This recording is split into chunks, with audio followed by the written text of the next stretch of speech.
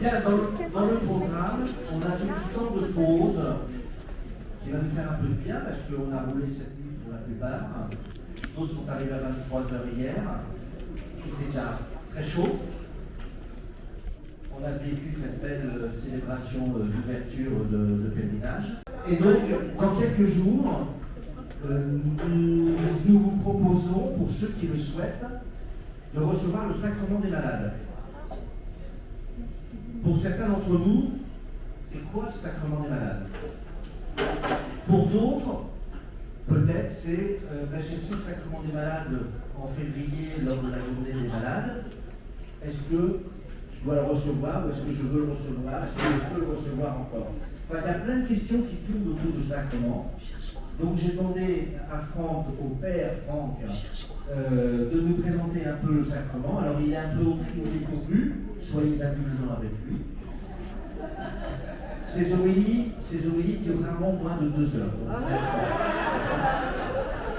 Et à la suite de ça, peut-être qu'il vous proposera un échange de venir à notre rencontre. Il y a plusieurs prêtres ici au milieu de nous. Servez-vous des prêtres qui sont au milieu de nous. Il n'y a aucun jugement de valeur, c'est juste un échange sur ce sacrement qui nous est proposé cette semaine. Merci. Je vous propose de commencer par dire Alléluia. Alléluia. On peut crier Alléluia. Alors, plutôt que de vous faire un cours de théologie, je vais plutôt vous donner 2 images sur qu'est-ce que c'est que le sacrement des malades. Alors, c'est pas un tour de magie. C'est pas parce qu'on a par exemple un membre coupé qui va repousser par magie. En fait, c'est la grâce de Dieu qui descend sur nous. Et c'est ce que dit Jésus dans l'évangile. Va, ta foi t'a sauvé. Alors des fois, on veut guérir d'un truc précis. Et on se dit, Dieu ne va pas guérir. Alors qu'en réalité, Dieu ne va pas guérir ce qu'on veut guérir, mais ce dont on a besoin de guérir. La première image, imaginez que vous vous promenez dans la rue et vous voyez par terre quelqu'un d'allongé qui a mal au bras. Il hurle. On va dire que l'oreille est cassée. Vous vous approchez de lui, et quand vous vous approchez, vous voyez qu'il a une hémorragie. Donc il saigne abondamment. De quoi on s'occupe en premier? Pourquoi? C'est vital. Nous, on a vu que l'hémorragie, si on ne s'en occupait pas, il pouvait mourir. Mais lui, il n'a pas le bras. Visiblement, il n'a pas mal à son hémorragie. Le sacrement des malades va agir de la même manière. Dieu sait exactement ce dont on a besoin, même quand on ne sait pas. Et la blessure qu'on a n'est pas forcément physique. C'est la première image. Et la deuxième image, c'est qu'ensuite, il faut laisser du temps. Plus la blessure elle est profonde, plus on est blessé, plus il faut du temps. Quand on vous donne un traitement, il faut le prendre au fur et à mesure. On vous casse un membre et ensuite vous avez un plâtre. Il faut du temps pour la convalescence. C'est la même chose. Ça ne sera pas forcément immédiat. Est-ce qu'il y a des questions? Parce que j'ai fini mon explication en fait.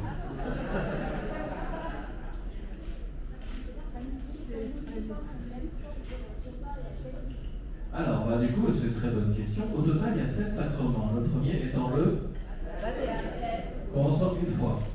Le deuxième étant la confirmation qu'on reçoit une fois. Le deuxième étant la sainte communion qu'on peut recevoir régulièrement, qui fait partie des 3 sacrements réguliers avec le sacrement de réconciliation et le sacrement des malades. On peut en recevoir autant de fois qu'on en a besoin. De la même manière qu'on va voir un médecin autant de fois qu'on en a besoin. Simple.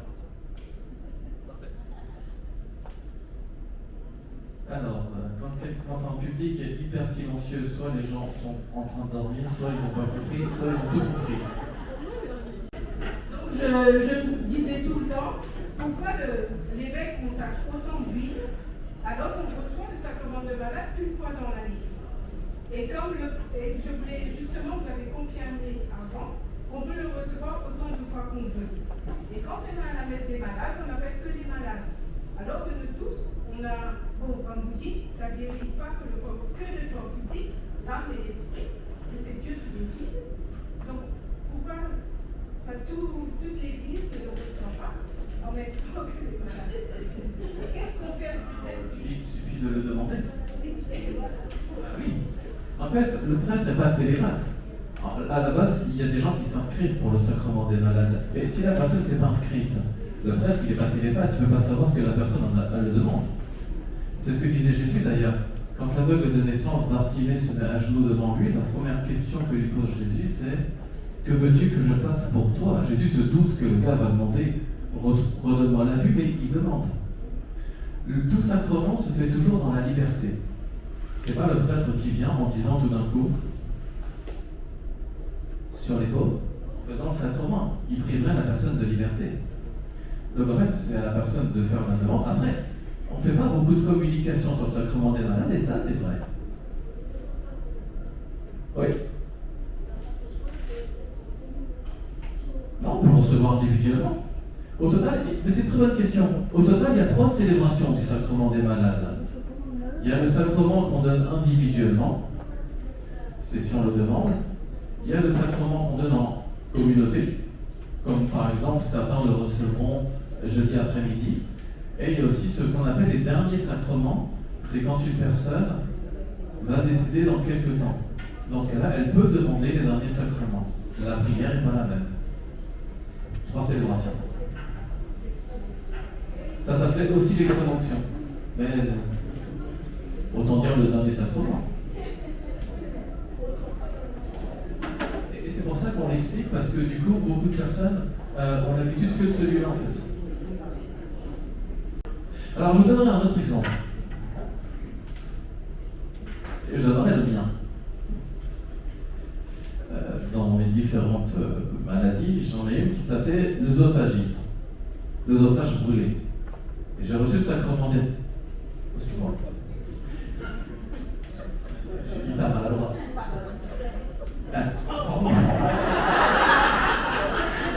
Sacrement des malades, je dis pour nous. Au séminaire, c'est mon école pour devenir prêtre, ils vont surnommer la chèvre par rapport à Pierre Richard. Je ne peux pas faire un pas sans faire tomber quelque chose. Vous connaissez quelqu'un. Et du coup, j'ai reçu le sacrement des malades. Mon œsophagite à la guéri. Puisqu'on a fait une fibroscopie l'année dernière et en fait, il n'y avait plus rien. Donc, soit le médecin il s'est gouré avec l'opération, soit pas du tout. Après, ça dépend de ce qu'on demande, ça dépend de ce dont on a besoin. Dieu va agir directement sur le besoin qu'on a. Et peut-être que, pour vous donner un autre exemple, il y a une dame qui est venue il y a 3... C'était la première année ici. Il y a 4 ans du coup. Elle est venue il y a 4 ans et elle n'était pas du tout croyante. Elle m'a dit, moi je viens pas pour ça, je viens juste pour aider. On a discuté et elle a été justement à la grande de Lourdes là-bas. Elle a demandé ensuite à recevoir le sacrement de réconciliation, puis le sacrement des malades. Et tout d'un coup, en fait, elle avait une dépression qui a guéri. Mais elle ne pensait pas du tout, elle ne voulait pas demander ça à la base en fait. Mais elle avait besoin de guérir de ça en fait. Comme je disais, c'est pas de la magie en fait. C'est pas d'un coup je claque les doigts et ça va guérir. Des fois ça va prendre du temps. Comme par exemple quelqu'un qui s'est fracturé la hanche, peut-être qu'il va avoir besoin d'une opération, peut-être qu'il va avoir besoin de beaucoup plus de convalescence. Donc en fait, les exemples, il y en a plusieurs. Et après, c'est quand quelqu'un guérit, il faut être attentif à ce qu'on a reçu. En fait, certaines personnes vont demander le sacrement des malades, ils voulaient guérir de quelque chose, ils ont guéri d'autre chose, ils s'en sont pas rendus compte. Puis un jour, je dis, j'ai beaucoup mieux à ça. Et le ça en question, ils n'ont pas réalisé que peut-être quelques mois plus tôt, ils avaient reçu le sacrement des malades, qui a un lien. Du coup, ils ne vont pas forcément en témoigner. Le sacrement des malades, souvent, ne saura pas forcément qu'on est guéri. Mais il est forcément efficace. Après, on peut y voir aussi le fait que notre foi le laisse agir. Si je suis persuadé qu'il ne va pas agir, je vais l'empêcher d'agir. C'est un peu comme par exemple, je vais du coup vous montrer une image. Imaginez cette porte. Non, plutôt regardez là. Maintenant, imaginez quelqu'un devant cette porte. Votre meilleur ami. Il vient vous sauver la vie. Vous lui bloquez la porte. Est-ce que votre meilleur ami est là? Oui. Oui. Ah oui, il est là. Est-ce qu'il est efficace de base? Oui. Est-ce que vous l'avez laissé rentrer? Est-ce qu'il va agir du coup? C'est la même chose. Des fois, les images, c'est mieux que juste l'explication qui dure 3 plombes. Est-ce qu'il y a d'autres questions?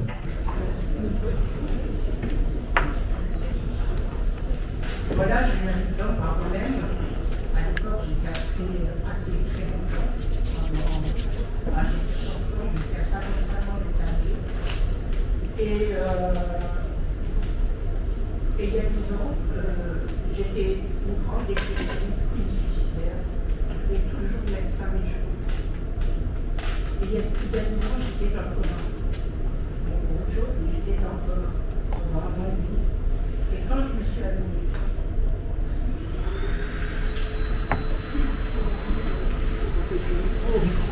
je suis dépressive, je suis suicidaire, et c'est à partir de là que j'ai dit, il y a quelque chose. Parce qu'avant, je disais, c'était mon grand-père que je disais toujours. Et là, je dis, il y a quelque chose. Enfin, quand j'ai arrêté net de fumer. J'étais une grande fumeuse, je fumais 40 cigarettes par jour. J'ai arrêté net de fumer. Et comme moi j'ai dit, mon esprit sur ma tête s'est remis à l'endroit. Et pourtant, je n'étais pas croyante. Hein. C'est là que je me suis commencé à me poser des questions. Je me dis, vous voyez, c'est un miracle qui m'a fait. Et ça, je peux dire, c'est un miracle. Mon adolescent, j'étais toute petite, à 12-13 ans. Je voulais mettre fin à mes jours, et puis à ce boum, ça disparaît comme ça, en me réveillant. Et c'est pour ça, comme je dis, voilà, ça peut se remettre. Par contre, il m'a donné, non, c'est moi qui, c'est à cause de moi que j'ai cette pathologie. Suite à mon coma, j'ai perdu la neurologie au niveau de mes jambes, mais il m'a soigné il m'a soigné autre chose. Il a soigné mon esprit, il a soigné. Et voilà, c'est ça. Amen.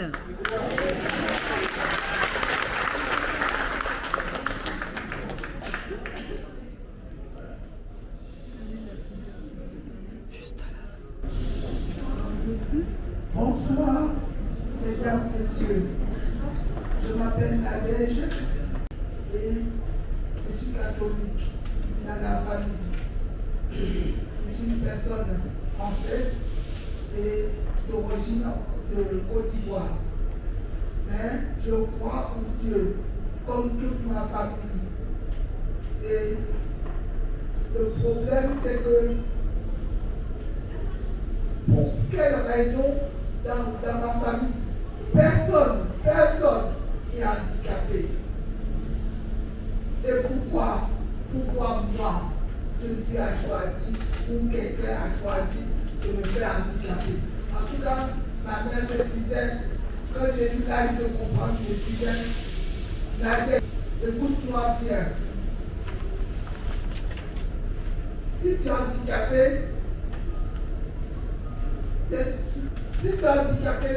c'est le Seigneur. C'est lui seul qui a fait, c'est lui seul qui a la raison que tu es comme ça. Que tu es comme ça. Mais ce n'est pas parce que tu es handicapé que nous ne t'aimons pas. Que toute la famille ne t'aime pas. Et je voudrais savoir, deux fois que je suis possible, j'ai les larmes qui coulent. Pourquoi pas la famille, mes frères, ma soeur, hein?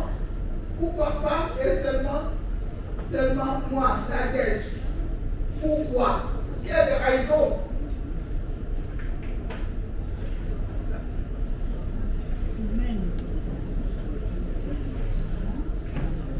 Alors je dirais qu'il n'y a pas de raison, je n'ai pas la réponse à ça, mais ce n'est pas le Seigneur qui vous a donné ça. Pourquoi? Parce que le Seigneur n'est qu'amour. Il ne veut pas que les gens souffrent. Il y a des tas de raisons pour lesquelles on peut être porteur de handicap. Et justement, par contre, ce que le Seigneur peut faire, c'est mettre sur votre route des personnes qui vont pouvoir vous aider, vous entourer, votre famille par exemple, qui peut vous soutenir. Nous ici. Alléluia. Alléluia. Seigneur mettra toujours sur notre route ce dont on a besoin, même dans nos blessures. Mais là où je ne serais pas d'accord avec votre mère, c'est que ce n'est pas le Seigneur qui vous a fait comme ça. Parce que justement, s'il le ferait, il ne serait pas dans l'amour alors que le Seigneur n'est qu'amour. Il y a des tas de raisons pour lesquelles on a quelque chose. Et des fois, ces raisons, on ne les connaît pas, et on ne les connaîtra peut-être jamais. Par contre, ce que le Seigneur nous donne, c'est un regard d'amour sur les gens. Et il peut nous mettre sur notre route également des gens sur lesquels on peut se reposer, des gens qui peuvent nous aider. Donc en fait, je dirais que si on souffre de quelque chose, mais des fois c'est dû à peut-être pas, c'est un peu comme un accident de voiture. Soit on peut condamner Dieu pour quelque chose dont il n'est pas responsable, soit au contraire on peut lui demander de nous aider. Et il répond toujours. Est-ce que vous avez dans votre entourage des gens qui vous soutiennent?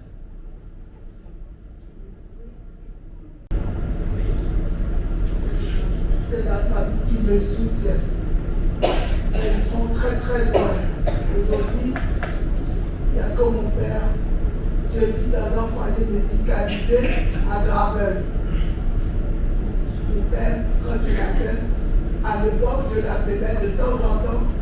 Papa, est-ce que le week-end, si tu as le temps, est-ce que tu peux venir me voir? Je lui dis, si je viens, je t'appellerai. Mais j'attendais, pas de réponse. J'attendais son coup de fil, pas de réponse. Jusqu'à aujourd'hui, mon père n'est jamais venu.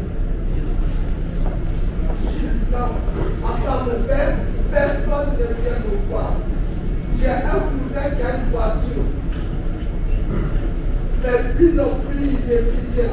En fait, personne ne vient me voir. Je me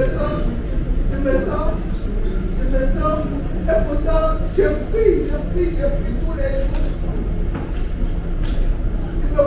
Je demande des questions au Seigneur. Même mon propre père ne vient pas.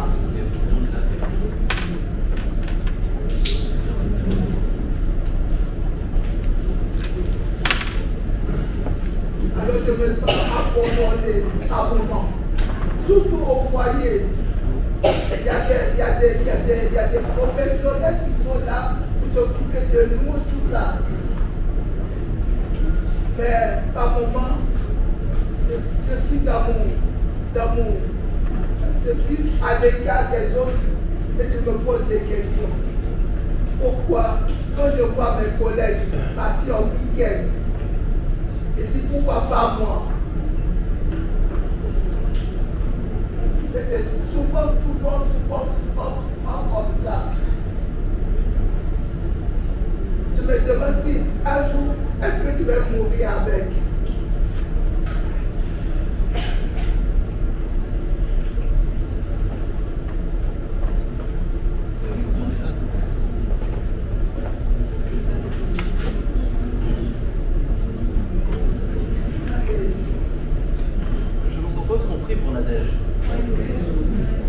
Et je vous invite à vous lever. Ce que dit Nadège, je trouve ça très enrichissant parce que ça montre aussi une chose. Est-ce que la société s'intéresse vraiment aux personnes qui souffrent? C'est une vraie question. Même dans notre église.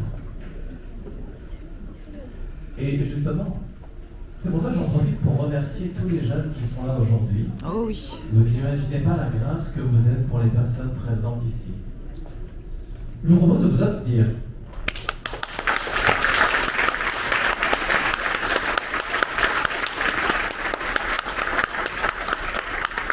Je vous propose d'applaudir aussi tous les hospitaliers.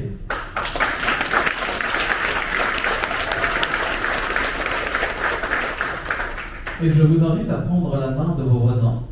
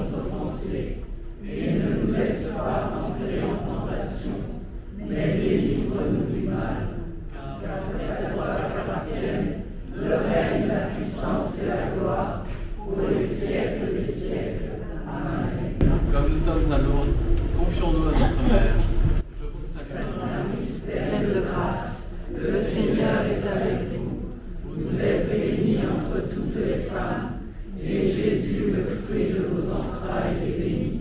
Sainte Marie, Mère de Dieu, priez pour nous pauvres pécheurs, maintenant et à l'heure de notre mort. Amen.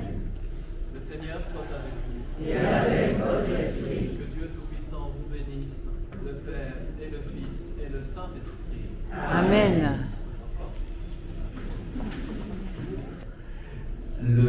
En fait, fut un temps où les prêtres se déplaçaient que pour les derniers sacrements, pas pour les autres. Du coup, les gens n'ont pas été habitués au sacrement des malades. Ils pensaient que seule l'extrême-onction se recevait. Mais en fait, on peut donner le sacrement que demande la personne. Par exemple, je suis dans le secteur de Corbeil-Saint-Germain, et du coup, on est rattaché à l'hôpital de Corbeil. Ce qui fait que toutes les 2 semaines, il y a un prêtre, soit de Corbeil, soit d'Evry, qui est d'astreinte à l'hôpital. Et du coup, l'aumônerie peut nous appeler à n'importe quel moment. Et ça peut être soit pour des confessions, soit pour le sacrement des malades, soit pour les derniers sacrements. Et ça dépend de ce que va demander la personne ou ce qu'elle a demandé. Une fois, ça m'est arrivé, j'étais d'astreinte et la personne l'avait demandé avant de perdre l'usage de la parole. Ce qui fait que l'aumônière, au moment où le médecin lui a dit que la personne allait décéder, l'aumônière m'a appelé. Du coup, ce que j'ai donné à cette personne, c'est un des sacrements. Une personne qui n'est pas sur le point de mourir, on lui donne le sacrement des malades classique. Par contre, ça me rappelle un exemple du coup. Très bonne intervention. À l'EHPAD de Saint-Tri-sur-Seine, on m'avait appelé pour donner les derniers sacrements à une personne. Je lui ai donné. Et quand j'y étais célébrer la messe, du coup, je lui demande parce qu'ils n'appellent pas forcément quand les personnes sont décédées. Donc je lui demande quand aura lieu la célébration. Elle m'a dit, en fait, elle a guéri. D'accord. Et cette personne est toujours en vie, en fait. Donc, comme quoi, miracle. Est-ce qu'il y a d'autres questions? Est-ce que les gens qui sont là, qu'est-ce qu'ils font là? La question? Oui, justement,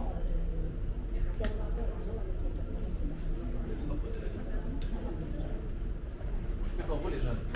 oui, les jeunes, on vous remercie de tous ces cas, ça nous fait un bien fou.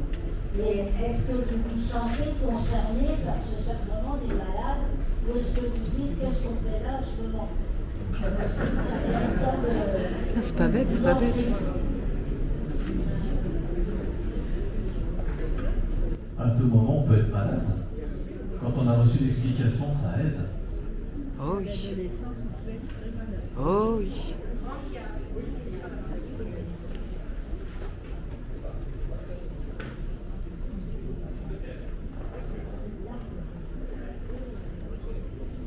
Alors moi, ce que je voudrais demander au Seigneur, justement, c'est de savoir comment... parce que j'ai ma grand-mère qui est très âgée. Et du coup, je voulais savoir ce que le Seigneur pouvait me donner comme force si elle venait à disparaître. Voilà.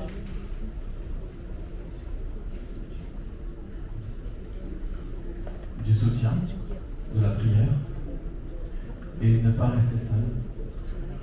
C'est aussi pour ça que l'Assemblée se réunit quand il y a des funérailles. Logiquement, la paroisse, c'est pas là que pour la messe du dimanche, ou, c'est ce que je dis quand je célèbre des funérailles, je dis aux personnes, surtout n'hésitez pas à nous solliciter en fait. Le prêtre, il ne fait pas que la célébration. Par exemple, là, je suis en contact depuis maintenant plusieurs mois avec un couple qui a perdu son enfant, le petit Alexandre. Il est né et 3 jours plus tard, il est décédé. Et du coup, je continue à les accompagner en fait. Donc, oui, c'est pas drôle tout le temps la vie d'un prêtre. C'est pas aussi facile qu'on pense. Et du coup, c'est ça aussi, c'est de se dire que la communauté est là aussi pour soutenir la personne. Le Christ nous appelle à être ensemble, et mon Seigneur l'a très bien dit tout à l'heure. On est ensemble, une communauté, un corps. Donc si on vient que pour la messe, c'est dommage. C'est ça aussi. Ne pas hésiter à demander l'aide de ses frères et sœurs en Christ. C'était pour répondre à la question que je vous ai posée, parce que je pense que vous avez vraiment tout ça. On est là avec vous, donc c'est sûr qu'on se sent inclus dans cet acte de sacrement. Et je pense que même si on est jeune, il y a des jeunes qui sont malades. Et donc je pense que oui, étant jeune, il y a des jeunes qui peuvent se sentir concernés fortement. Mais même ceux qui ne sont pas forcément malades, ils se sentent concernés par des proches qui peuvent l'être. Ou même si simplement on a une, comme le prêtre le disait, on a une blessure antérieure. Donc je pense que oui, même étant jeune, on peut se sentir vraiment concerné.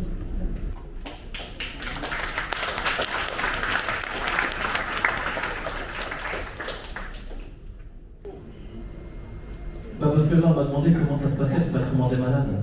Comme c'est un peu l'explication dessus, il faut aussi que je le réponde.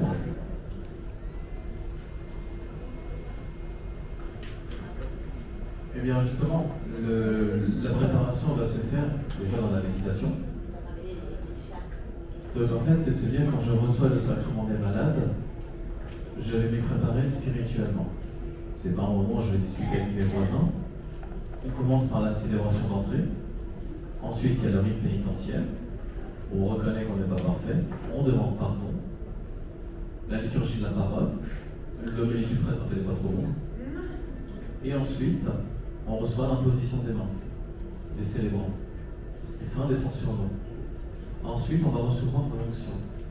Et là, en fait, c'est de se dire, Seigneur, je te reçois. De laisser agir.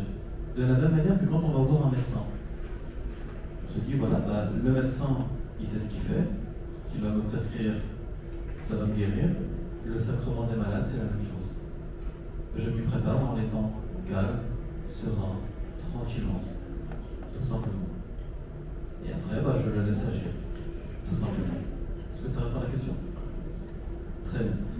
Est-ce que pour les nouveaux, les autres comme moi, et pour les jeunes aussi peut-être, je pose la même question, moi je m'intéresse sur ce qu'est le geste de l'eau. Est-ce que vous pouvez nous expliquer? Vous savez dire en langage aujourd'hui.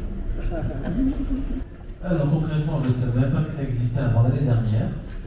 Et je ne savais même pas qu'on célébrerait avant qu'on le prépare. Je vais laisser du coup plutôt ceux qui connaissent le geste de l'eau le faire. Parce que je préciserai la célébration jeudi, mais je ne sais pas du tout en quoi il consiste.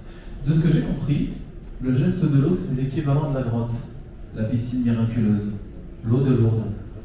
La même eau qui est mise dans une vasque et les personnes peuvent justement s'asperger avec. Ça a été mis en place au moment du Covid. On ne pouvait plus aller dans la piscine. Du coup, ce geste a été proposé. Et il est gardé justement. Et sachant que toute personne ne peut pas forcément accéder à la piscine, parce que des fois il y a trop de monde, ce geste c'est l'équivalent, si je ne me trompe pas.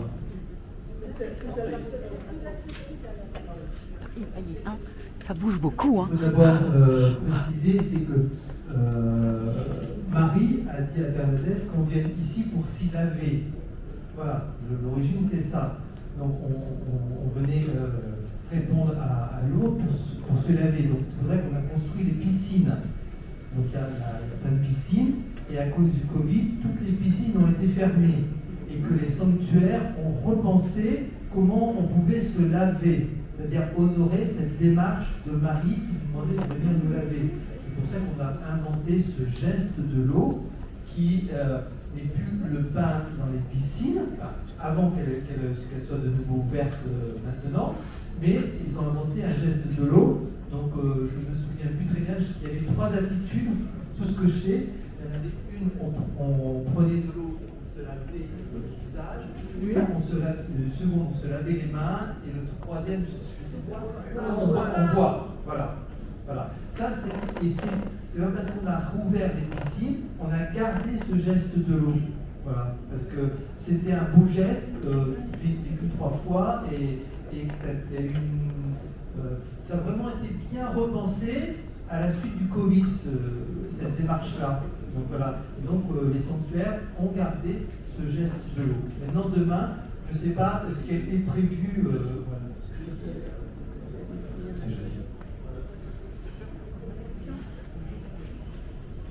Alors, les hospitaliers qui étaient là lors de nos rencontres peuvent le savoir. Donc, on a expliqué pourquoi cette année on allait vivre ce geste de l'eau en diocèse.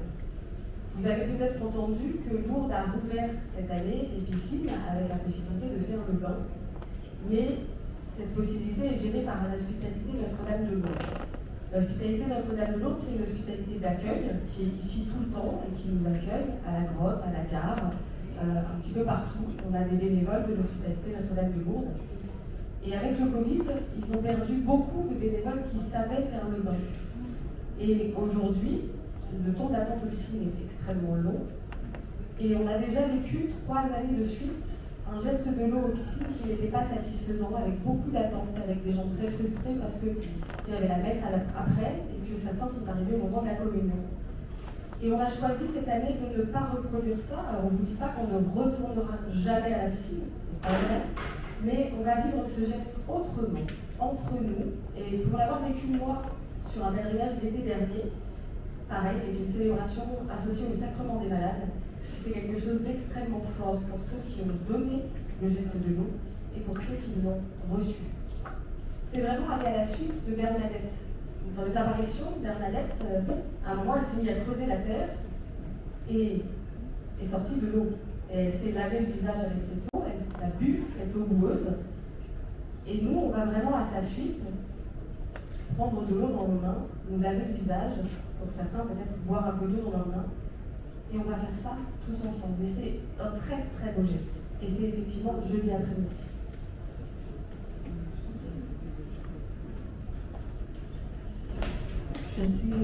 Je viens soutenir madame qui vient de parler, et je la comprends très bien.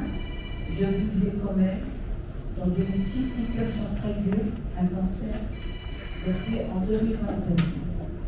C'est pas que ça revient jusqu'au point où je suis descendue à 24 kilos, non à 34 kilos, et je n'arrive plus à bouger, rien du tout. C'est mon mari qui m'aide. J'ai déjà fait un témoignage de l'année dernière. Mais je continue avec plusieurs sacrements des malades, et je lui fais confiance au Seigneur. Je le sais qu'elle est toujours auprès de moi.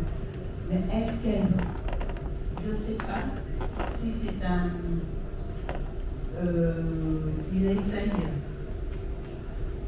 de voir jusqu'où de ma foi est présent. Et je prie, je prie. Et quand je reprends l'église, je suis allée au premier parce que j'étais guérie. Et c'est là que j'ai appris par mes amis qui m'ont dit: ah, je croyais que tu étais déjà parti. Parce qu'on m'a dit que tu es très très très faible. Mais je continue à prier et un jour, le soir, je lui dis: Seigneur, qu'est-ce que tu attends de moi? Je t'aime de tout mon cœur, mais dites-le-moi. Simplement, il faut le dire franchement avec lui et lui parler. Parce que lui, il nous écoute. Ne vous découragez pas. Il est toujours là pour vous aider. Je peux vous témoigner et je suis guérie. Enfin, guérie, non, en rémission 3 fois déjà. Alors, je compte en lui. Ne vous inquiétez pas. Et j'étais toute seule à être malade. À un cancer, diabète et asthme. Mercredi prochain. Voilà. Je te parlerai. Quand tu seras je te parlerai, je te témoignerai sur ma souffrance que j'ai. D'accord? Courage. Alléluia.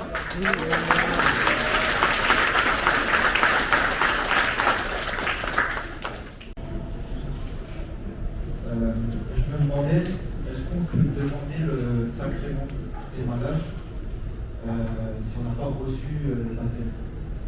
Ah, c'est une très bonne question. On peut recevoir une bénédiction, mais pas le sacrement des malades.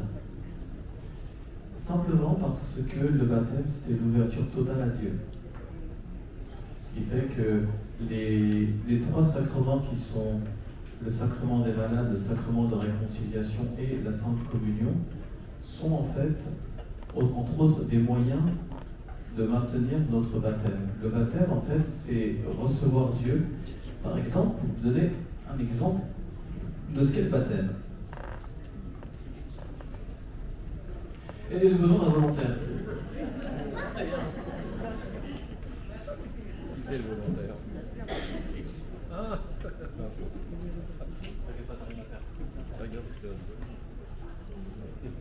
Ce gobelet, c'est d'eau.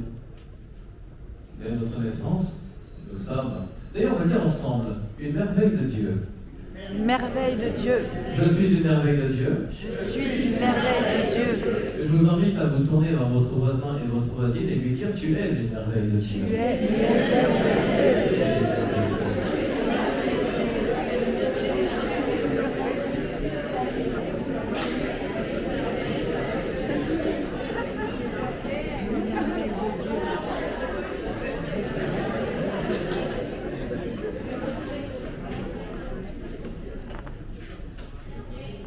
Mais, et c'est ce qu'on appelle justement le péché originel, le mal est dans le monde. Et il se trouve que on a 50% de chance de faire le bien, 50% de chance de faire le mal. Et là, imaginons que quelqu'un vous bouscule ou raille votre voiture, c'est rare qu'on sorte en disant « je te bénis, il n'y a aucun souci ». Le baptême, c'est pas un tour de passe-passe ou de la magie, mais c'est simplement ce verre d'eau qui va se remplir à ras-bord. Dieu nous remplit à fond de son amour. La confirmation, c'est ce verre d'eau qui va déborder. Ce qu'on a reçu au baptême déborde complètement. Et pour donner une autre image, le baptême, c'est comme si un professeur nous avait donné 20 sur 20 au début de l'année. Maintenant, c'est pas moi qui me suis mis 20, c'est le prof. Comment je maintiens ce 20? Pas facile. Et c'est pourquoi j'ai le sacrement de réconciliation, c'est comme une machine à laver. Notre âme, c'est comme un vêtement. Il y a des tâches que je peux nettoyer à la main, mais il y a des tâches plus profondes, il faut que je mette mon vêtement dans une machine à laver. La machine à laver, c'est le prêtre. Il va nettoyer notre âme. Mais il va utiliser la grâce de Dieu, la lessive. 3 produits, une lessive. 3 personnes, un Dieu. Et c'est moi qui appuie sur le bouton. C'est moi qui mets en action le sacrement. Le sacrement des malades va agir de la même manière. Il permet à ce que notre baptême reste bien, le 20 sur 20. C'est pour ça que on ne peut pas recevoir le sacrement des malades tant qu'on n'est pas baptisé. Mais on peut recevoir le baptême dès qu'on fait la demande. Il y a une préparation, il faut comprendre ce qu'on reçoit. Mais par contre, on peut recevoir une prière de guérison, une bénédiction, et les prières sont efficaces également. Le nombre de personnes qui guérissent à Lourdes, tous ne sont pas forcément baptisés. La dame dont je vous parlais, celle qui a guéri, était baptisée, mais d'autres personnes parmi nous viennent à Lourdes et repartent avec le cœur réchauffé, guéris de plein d'autres choses. Donc c'est vrai que le sacrement des malades, on ne peut le recevoir que si on est baptisé. Du coup, l'année prochaine, on se revoit à Lourdes avec le baptême. Oh, le gars, il fait de la com.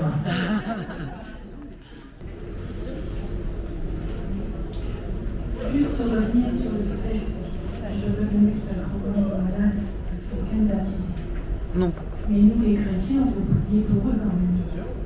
Et je pense que ça peut faire autant mieux que le sacrement des malades. Ah, la prière est toujours efficace. Alléluia. Alléluia. Est-ce qu'il y a d'autres questions?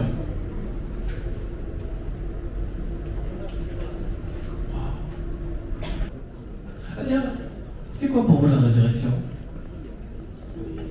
Parce que c'est la base de la foi des chrétiens.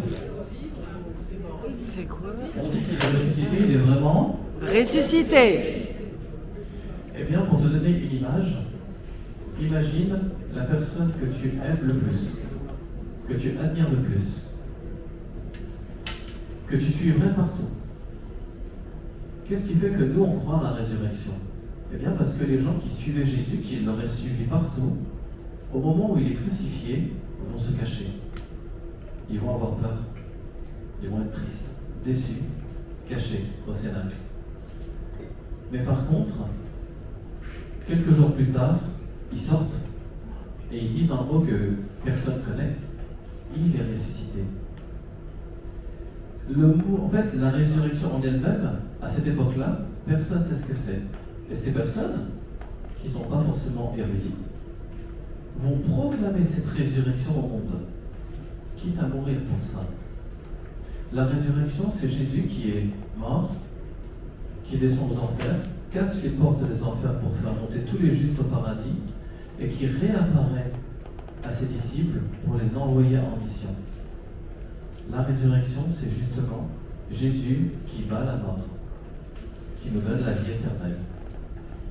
Et d'ailleurs, cette vie éternelle, elle se continue aussi à travers les saints qui nous entourent.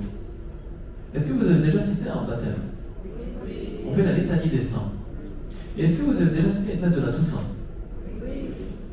La première prière du prêtre, c'est de dire « Seigneur, nous te rendons grâce pour tous les saints qui intercèdent pour nous. » Et justement, et au moment de la messe, quand justement on commence à chanter les noms de Dieu, qu'on est au moment de la consécration, eh bien, on a justement cette communion entre la terre et le paradis. Le jeudi saint, nous, ce qu'on retient souvent, c'est le lavement des pieds, alors que c'est la toute première messe qu'il va célébrer. D'accord? Et c'est simple. Dès que je te perds, tu me dis, d'accord? Très bien. Ensuite, Jésus réunit tous ses disciples. Il prend du pain normal. Et là, il prononce une parole particulière. Il va dire, prenez et mangez, ceci est mon corps, livré pour vous. Il est en train de se donner aux autres. Ensuite, il prendra le vin et il dira, ceci est mon sang, versé pour la multitude en rémission des péchés. Et qu'est-ce qui fait qu'on célèbre la messe? Mais simplement parce qu'avec ses apôtres réunis, il va leur dire cette phrase. Vous ferez cela en mémoire de moi. J'ai pas terminé. Je voulais une réponse.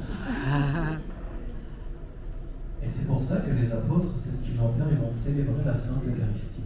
Au moment où le prêtre impose les mains, il va dire sanctifie ces offrandes pour qu'elles deviennent le corps et le sang de Christ. Mais c'est du futur, ça n'est pas encore devenu. Par contre, au moment où le prêtre, il dit la phrase ceci est mon corps, livré pour vous, dès cet instant sur l'autel, ce n'est plus juste du pain, c'est le Christ. Si on était dans un dessin animé en image de synthèse, tu verrais Jésus sur l'autel. Mais nos yeux, ils ne voient pas forcément ça. Mais je peux t'assurer que notre cœur, il voit très bien ce que c'est. Et quand tu le reçois, tu reçois le même Jésus qu'ont vu les apôtres, le même Jésus ressuscité, celui qui donne sa vie pour nous. Le reste, c'est de le recevoir et de le laisser agir. Donc oui, c'est bien Jésus. Mais nos yeux vont rester focalisés sur ce qu'on voit sur l'autel. De la même manière que Thomas, au début, il n'a pas cru. Il n'a cru qu'après. Et ce qu'a dit Jésus, il a dit « Heureux celui qui a cru sans voir ». Oui, et d'ailleurs, il y a des miracles eucharistiques. Vous connaissez Carlos Acuti? Il a recensé tous les miracles eucharistiques. Je vous conseille de lire son livre. Il les a tous recensés. Je peux t'assurer que la communion est réelle. C'est pas parce qu'on n'y croit pas qu'elle n'est pas là. Elle est là. Du coup, ce que tu reçois, c'est Jésus. Réellement. Moi, c'est pour ça que pendant la messe, je suis ému en fait. Parce que je sais que je le reçois. Par contre, je ne vais pas forcément juger quelqu'un qui ne le respectera pas. Mais en tout cas, je sais que quand je reçois la communion, je sais que je reçois beaucoup plus. Est-ce qu'il y a d'autres questions?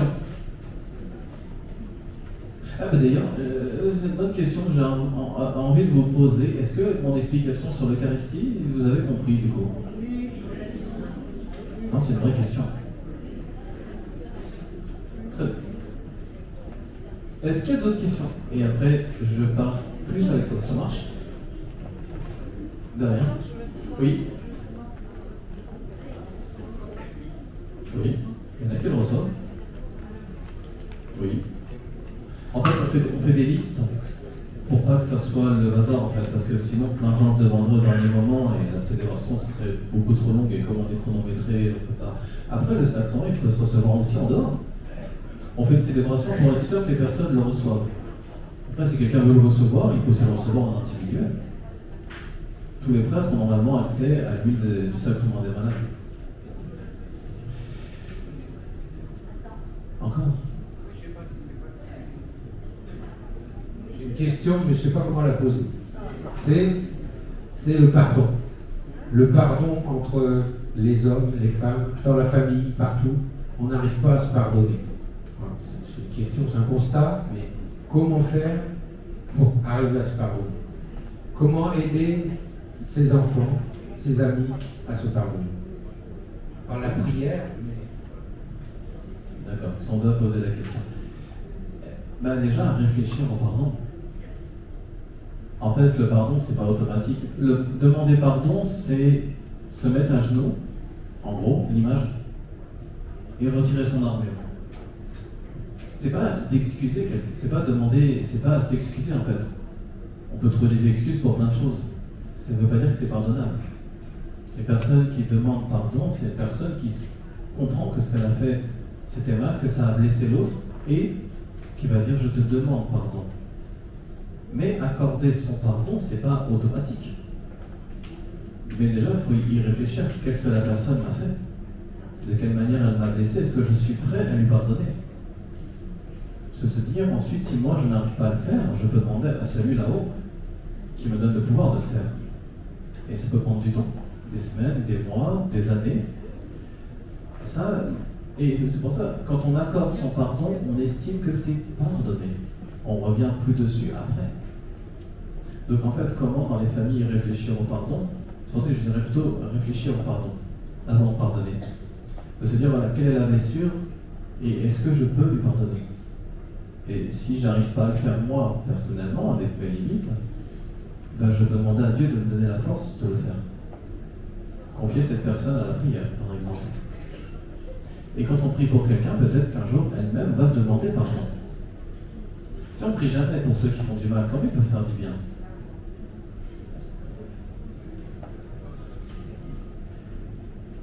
La prière, elle est toujours efficace. C'est pas un truc naïf qui sert à rien. Pas de souci.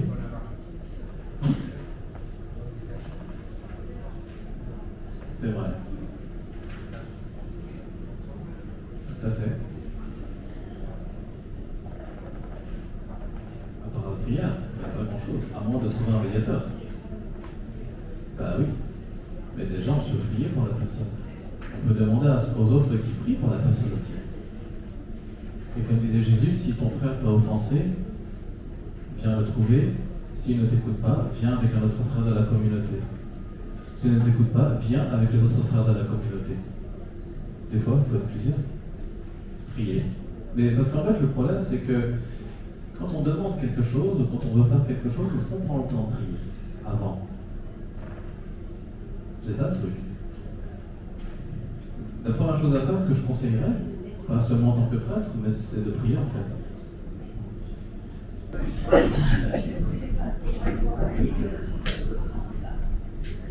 Léon XIV, oui. Pardonner, c'est refuser que le mal est le L'évangile de Christ demande enfin de pardonner parce que l'autre le mérite, mais c'est parce que notre cœur mérite d'être aidé. La rancune, la chagrin, le pardon la respirable. Celui qui ne pardonne pas reste lié à ce qu'il a blessé. Celui qui pardonne remet la justice entre les mains de Dieu et celui qui aime le croit en Dieu. Le pardon est un acte de foi. Et la vie de Dieu. Une forme de comparaison, plus fidèle que la douleur laissée par les hommes. Aujourd'hui, alors le Seigneur, venez que le pardon puisse commencer. La blessure lâche, la colère se repose. Je rentre la grâce de pardonner. pardonner, même si ton cœur en s'emporte. Car là où le pardon reposé, Dieu le pardonner. Amen. Alléluia. Vous aussi là, ça réveille ceux qui dorment. Est-ce qu'il y a d'autres questions? Oui. Est-ce que si on essaie de pardonner quelqu'un qui ne veut pas être pardonné, mais nous on a besoin de pardonner, est-ce que ça va faire en sorte qu'il se libère de son mal, donc qu'il fasse le bien, ou est-ce que ça ne change rien parce que lui il n'a pas encore accepté le fait qu'il a besoin de se faire pardonner? Je sais pas si c'est clair. Ton pardon à toi, il est efficace. Déjà, tu t'es libéré. Maintenant, un jour, quand il sera prêt, il reconnaîtra ce pardon. Mais tu peux aussi te dire, moi je suis prêt à lui pardonner, mais attendre qu'il demande pardon. Tu peux pardonner sans qu'il te l'ait demandé. Tu peux aussi lui pardonner quand il te le demandera. Après, je reprendrai la phrase du pape Léon. Toi, ça te libère. Donc c'est ça, c'est que tu décides de lui pardonner. Bon, après, lui, il a sa liberté d'âme. Mais tu peux pardonner, effectivement. Et ce pardon est efficace de toute manière. C'est pas parce que lui, il ne le ressent pas que ton pardon n'est pas efficace, par contre. Oui.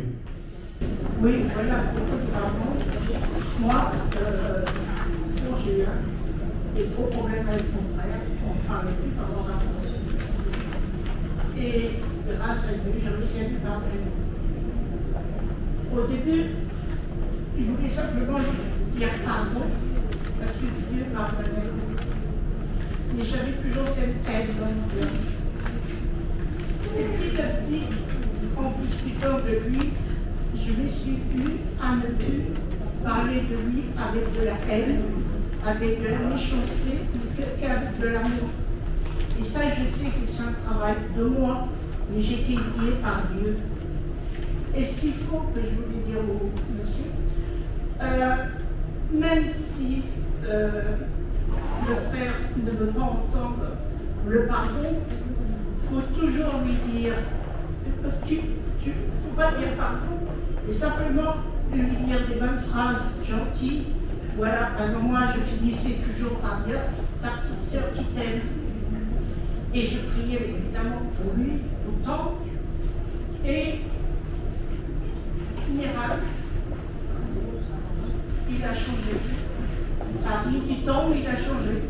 Et c'est pour ça, moi, j'ai une aide de Leslie catholique. Elle m'a dit, Nadine, il faut continuer, tu pries pour lui, tu pries pour lui, tu pries pour lui. Un jour, ça va atteindre son cœur, et son armure va tomber, et ça va changer. Et c'est ce que ça a fait. Ça a changé. Et ça, je peux dire alléluia. Parce que jamais j'aurais imaginé ça de ma vie.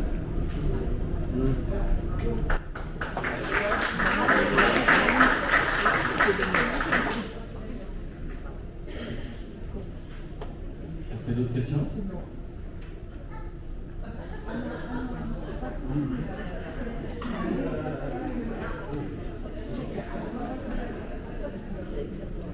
Si quelqu'un ne veut pas me dire pardon, on n'a pas le droit de l'obliger.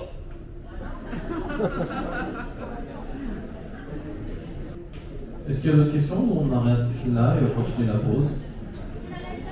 Sachant que je peux aussi répondre aux questions individuelles et qu'on ait plusieurs prêtres qui permet aux autres de pouvoir aussi vaquer à leurs occupations.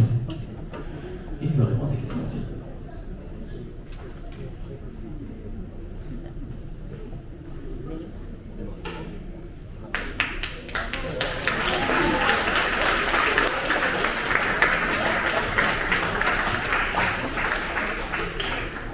Je précise que j'avais rien préparé avant de prendre la parole tout à l'heure. Il avait dit 2 heures. En fait, c'est moi qui avais proposé, mais je n'ai pas du tout. Enfin, j'avais oublié que je devais présenter le sacrement des malades, et du coup, je suis parti en mode tu fais avec ce que t'as. Alors effectivement, on peut remercier Franck à qui j'ai dit approximativement à moins le quart, tu te rappelles que tu présentes le sacrement des malades? Pas du tout. Alors, on m'a soufflé derrière qu'on aurait pu intituler cette séquence Questions de foi. Alors, j'ai pas assisté à tout, parce que j'étais appelée ailleurs, mais je vous remercie d'avoir osé poser vos questions, tous, des pèlerins accompagnés, des hospitaliers, des jeunes. C'est pas facile de prendre le micro. Alors merci, parce que grâce à vous, cet après-midi, je crois qu'elle a été riche, profonde, et je crois que je peux tous vous applaudir.